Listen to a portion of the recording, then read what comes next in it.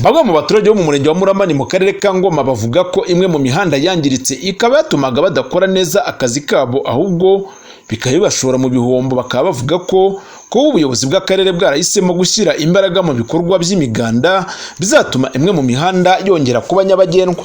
Umuhanda rumeze nabi cyane, amagare bazaga bakagwamo na za moto n'imodoka zaranze kuza gukora kwa mubi cyane.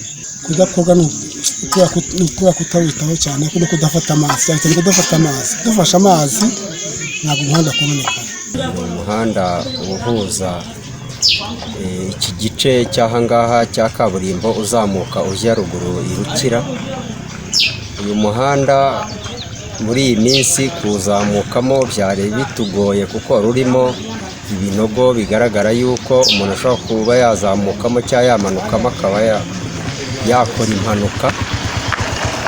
Nk'urugero nkanjye mfite akamoto ka rifani, ariko mu gihe mpakiye nk'ibiro 500 sinabaga nazamuka ahantu cyangwa ngo mbe nahamanuka.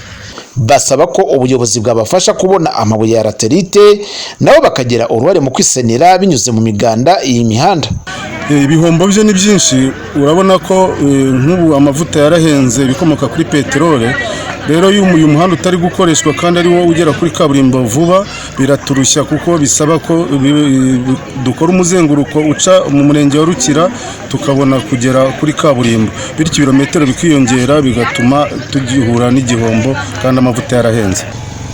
Turasaba ko hakorwa indi nyigo mu gihe nk'icy'amezi 3, uyu muhanda tukajya twongera tukawugarukamo nk'umuganda, noneho tukabasha kuwutunganya tukareba ahantu hatangiye kwangirika tukongera tukahakora neza kugira ngo umuhanda wacu ukomeze kudufasha uburyo bwa taransiporo no kuba twabona uko dukura imyaka mu giturage tuyijyana ku isoko. Twasaba ko nk'ubuyobozi bw'akarere bwadufasha kuba hakongerwamo izindi mbaraga, aha hantu hakajya haboneka aya mabuye ya laterite agasukwamo, noneho byanaba byiza hakaba hajyamo nk'akamashini kakatsindagira kugira ngo n'igihe nk'imvura yaba yaguye itahita ikumba indoha, itakumba iki gitaka kandi kiba cyatwaye amafaranga menshi, kikaba n'ubundi cyaba gikomeye nk'uko ahangaha handi hatsindagiye hakomeye. Icyo dusaba ubuyobozi bw'akarere ni uko cyane cyane bagombye kutuba hafi, ndetse ahakeneye ibikoresho kuko ibikoresho biba bihenze, laterite no kongera kubitunda bikaba bihenze, ariko natwe turabizeza ubufatanye kuko mu buryo bwacu turimo nk'abashoferi tuba tugomba gukora umuganda ndetse tugasigasira ibyagezweho. Ku ruhande rw'ubuyobozi bw'akarere ka Ngoma bavuga ko hari imihanda myinshi ya Fida Road yangiritse, babanje gutoranyamo iyangiritse cyane kugira ngo ikorwe ku bufatanye n'abaturage. Mapambano Nyiridandi ni umuyobozi w'akarere ka Ngoma wungirije ushinzwe iterambere ry'ubukungu bw'akarere, akomeza abigarukaho muri aya magambo. Umuhanda wacu hano mu murenge wa Murama ariko n'indi yindi mu karere dufite imihanda myinshi ya Fida Road yakozwe, ariko kubera imvura nyine igenda runaka ikangirika. Ni gahunda rero twafashe kugira ngo abantu dukore umuganda ufatika ku buryo dushaka laterite tukagenda dusana ahandi hangirika, kandi tukaba dusaba ko biha umuco ku baturage bose.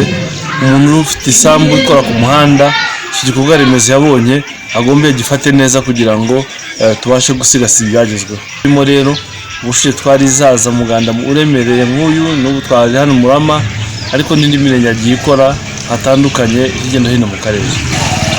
Mu buryo bwo gushaka bikunze ubushobozi bwabonetse, imihanda yose yashyirwamo na kaburimbo, ariko uko ubushobozi butabonekera rimwe kandi bugenda twisuganya, iyo yabonetse amafaranga duhera ku hababaje kurusha ahandi, ku buryo nko mu mijyi ariko n'ahandi mu zikaburimbo zirimo kubaka mu mujyi wa Kibungo zijya mu kaburimbo ijya mu Bugesera ibirometero 56 ubufatanye igihugu cyacu cyaduhaye nk'akarere, ariko utuduhanda duto tugenderano igihe ubushobozi butaraboneka. Igikomeye ni ukugira ngo akangiritse kose gahite gasanwa kugira ngo wa muhanda w'igitaka ukoze ufite amarigore ukomeze kuba nyabagendwa. Uyu muyobozi kandi asaba abaturage bafite imirima ku mpande z'imihanda bajya bafata amazi kugira ngo birinde kwangirika kwayo.